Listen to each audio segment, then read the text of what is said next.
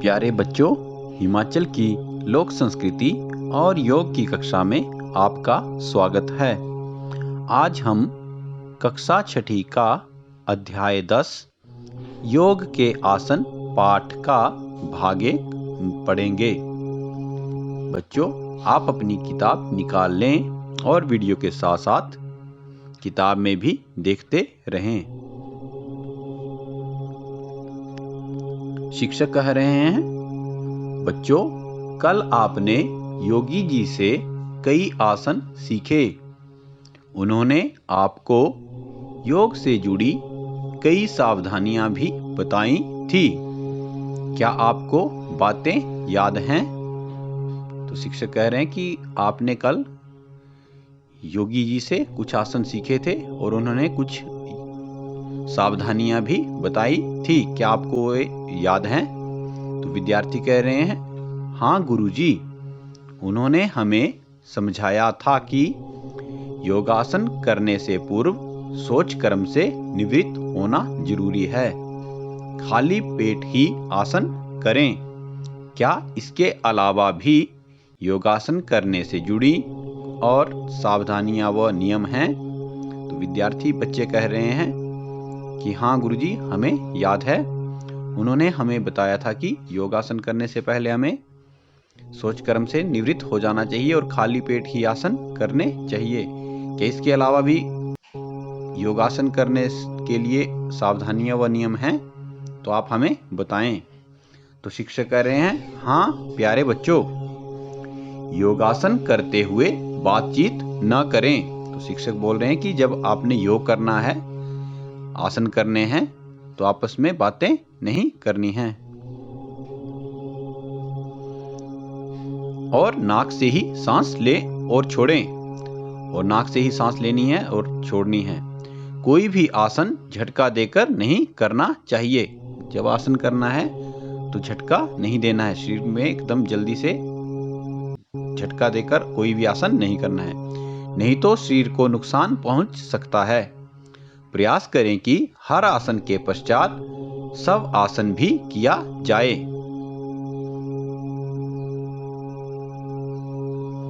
और हर आसन के बाद शवासन करना है तथा रात्रि के समय कम भोजन करें।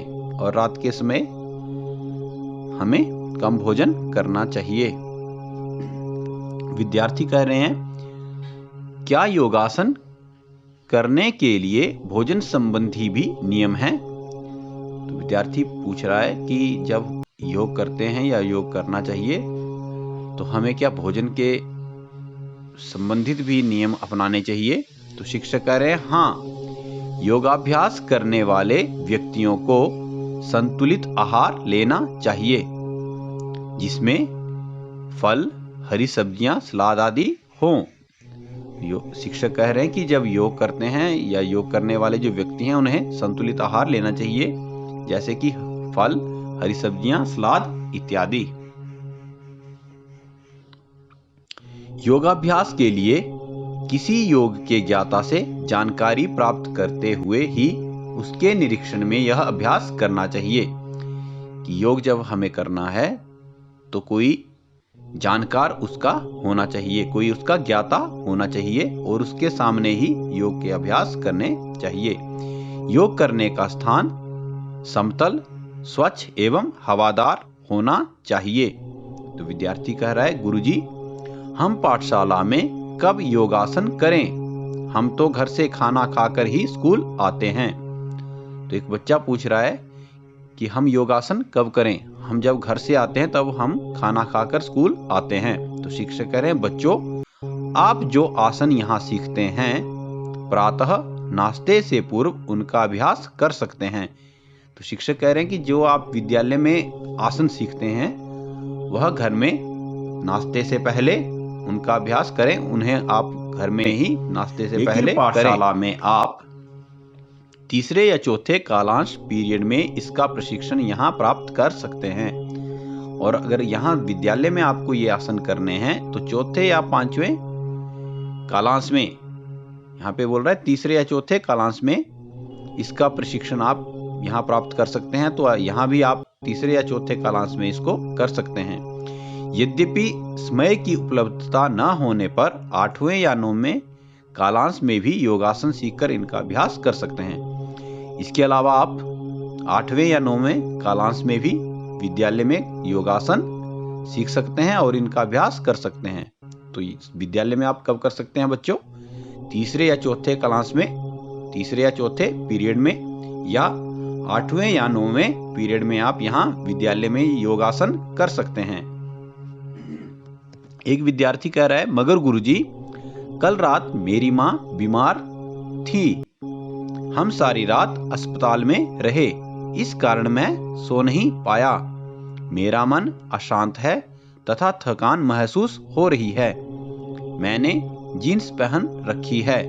हालांकि योगी जी ने कहा था कि योगासन के लिए वस्त्र सुविधापूर्ण होने चाहिए, मेरा चित्त मन योग में नहीं लग रहा।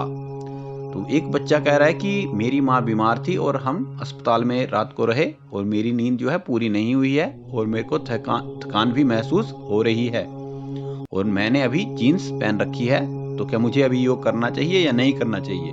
और मेरा जो मन है वह योग में नहीं लग रहा। तो शिक्षक कहते हैं, बेटा आपके इन लक्षणों से प्रतीत होता है कि आज योग करना आपके लिए सुविधाजनक नहीं है। तो अध्यापक बोल रहे हैं कि आपके जो लक्षण हैं, आपके लक्षण क्या हैं कि आप थके हुए हैं, आपकी नींद पूरी नहीं हुई है और आपने अभी जीन्स भी पहन रखी है, तो आज आपको योग नहीं करना चाहिए, आपको योग करना सुविधाजनक नहीं होगा। आप अपनी थकान, निद्रा व मन की अशांति दूर करें, तभी आपका मन योग में लग सकता है। प्यारे बच्चों, यदि आप गंभीर रोग से ग्रस्त हैं तब योग ना करें। अगर आपको कोई बड़ी बीमारी है तो आप योग ना करें, परंतु चित्त की एकाग्रता के बढ़ाकर, मन शीतल रखकर नित्य अभ्यास एवं संतुलित आहार, योग प्रशिक्षक के मार्गदर्शन व 2 आसनों के मध्य में विश्राम करके आप योगासन में कुशल बन सकते हैं। तो भाग 1 में आज हम इतना ही पढ़ेंगे। यह वीडियो आपको कैसी लगी आप कमेंट बॉक्स में लिखें और अपना कोई सुझाव भी आप कमेंट बॉक्स में दे सकते हैं। आप हमारे चैनल को सब्सक्राइब करें ताकि जब भी कोई वीडियो अपलोड की जा सके तो उसकी नोटिफिकेशन आप तक पहुंच सके।